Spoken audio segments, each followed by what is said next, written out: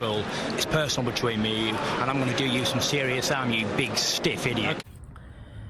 The Untouchable True School Sports Empire proudly presents something the boxing game's been missing. Hey, what's going on? It's your boy BT, and I came here to talk some boxing with the thousands of True School Sports subscribers. Now, make sure you guys hit that like button, definitely take the time to subscribe, and all that will be greatly appreciated. You know, I'm straight out of bed with it here on a beautiful Sunday morning here in Las Vegas, the fight capital of the world. Love Las Vegas. Straight out of the bed with it. So if my voice sounds a bit messed up, it's because I just got out of bed to make this video. Now, it's always good to do these videos a little bit after the fights are done because it gives me more time to process things without being too emotional about what I saw and what happened. But in this particular video, we're going to talk about David Benavidez versus Kyrone Davis and just what my perception is of Benavidez moving forward, because you know, last week here in Las Vegas, when you talk to people, everybody keeps saying, you know, David Benavidez is the guy to beat Canelo, and I don't buy that. I don't think David Benavidez is the guy to beat Canelo. I don't think he'll put up a better performance than Caleb Plant, nor do I think he has a better chance of beating Canelo than Demetrius Boo Boo Andrade. That's just my opinion. That's how I see it, and I have my reasons for that. You know, I think he's too square when he punches. His jab ain't up to par to beat a guy like Canelo. And you know, he's the guy that fight by fight, yes, is he stopping these guys? Yes. You know, I can't be unfair to David Benavidez. He's got 22 knockouts in 25 fights in the professional ranks of boxing. And if you look at his last four opponents, Kyrone Davis, Ronald Ellis, Anthony Durrell, and Romero Angulo, all four of these guys, at the time he fought them, had never been stopped. And when they fought Benavidez, he became the only guy to stop them. So that goes to show you that he does got some power. It goes to show you that there's a way he goes about getting his knockouts. But it's not so much that he's getting these knockouts. It's the way he's going about them that I think is going to be his detriment against Canelo. Because let's call a spade a spade. Is Benavidez a hard puncher? Yes. Is Benavidez a devastating fighter with blistering hand speed when he puts them together? Yes. But is Benavidez a one-punch knockout artist? And can you count on him to get a guy out there with one shot? No. So what that means is David Benavidez, he needs to be able to hit you over and over and over again to slowly, methodically break you down and to knock you out. We call that in boxing being an accumulation puncher. A guy who's very similar to David Benavidez in a lower weight class in his own regard is a guy like Emmanuel Navarrete. I feel like they're kind of the same way. They're kind of the same thing. They don't get talked up the same way, but I feel like they're very similar in how they go about getting the knockouts. But as far as the Kyrone Davis fight, I'll tell you this, man. It was a 10-rounder. I think it went to the 7th round, and then Kyrone Davis's team, Stephen Bradman Edwards, they eventually threw in the towel.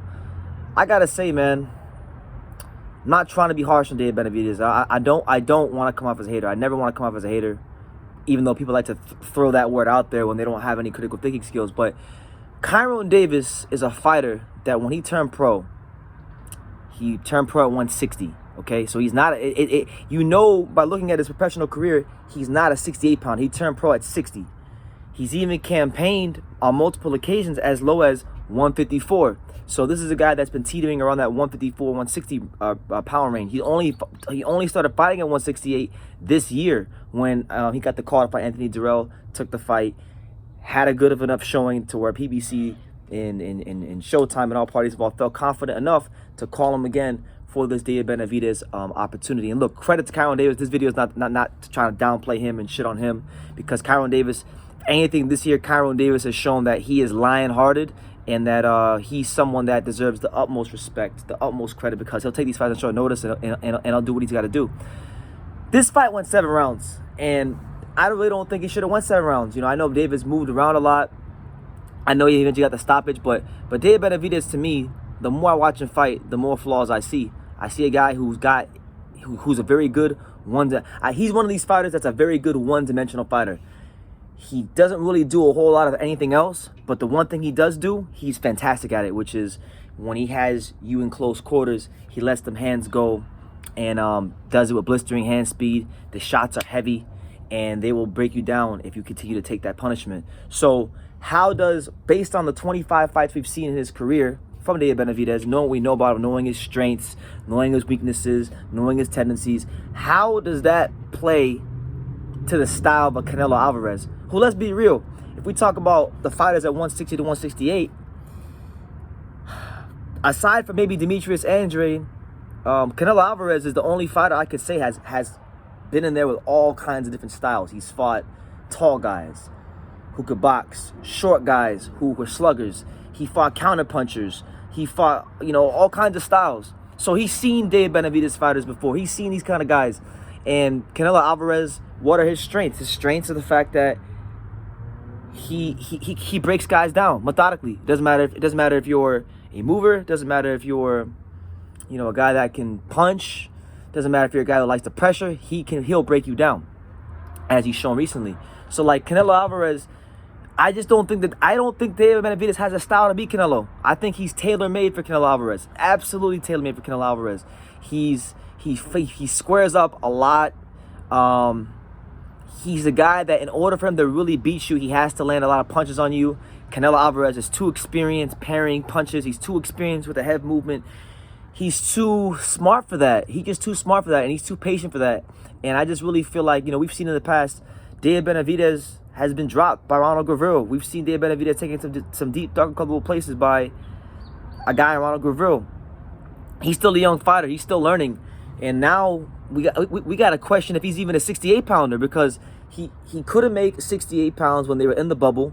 Missed weight there.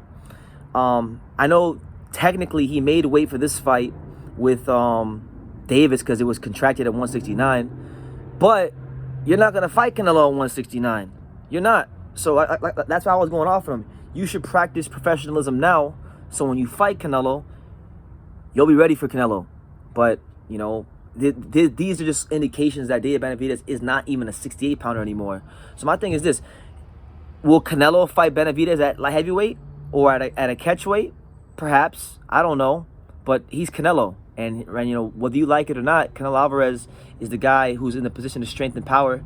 He might fight Benavidez and say, you know what, I'm fighting you at fucking 166.5. And if you don't take the fight there, I'm not giving it to you. He's done it before.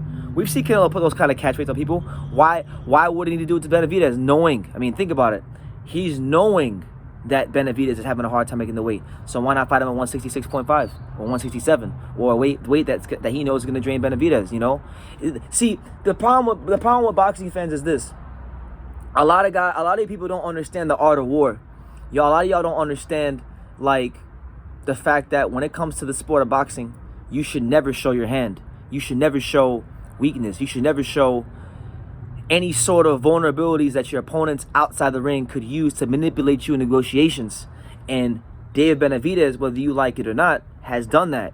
He's done that with this fight. He's done that in past fights. He's done that being undisciplined. And he's doing that with his overall skill set, because his skill set is not up to par. We know as boxing fans what it takes to beat Canelo Alvarez. You need to be able to punch hard enough to keep him off of you, and you need to be able to set the pace in the tempo of the fight, and you need to be able to box off your back foot.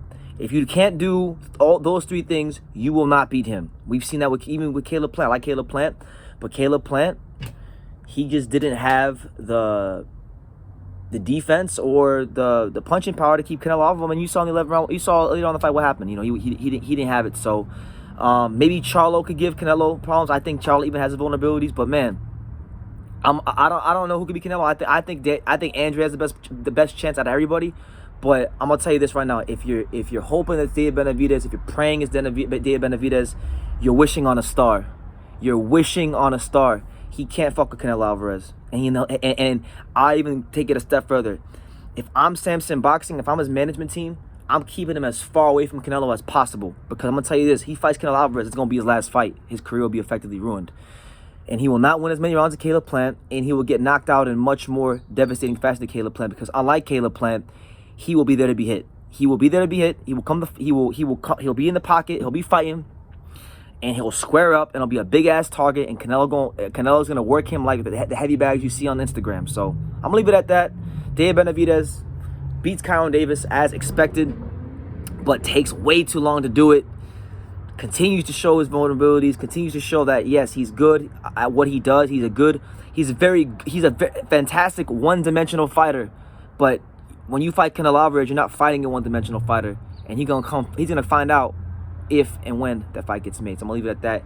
you guys take the time to subscribe. Like I say in every single one of these videos, you can love me or you can hate me, but I'm just Kid from Daniel. So until next time, take care, guys.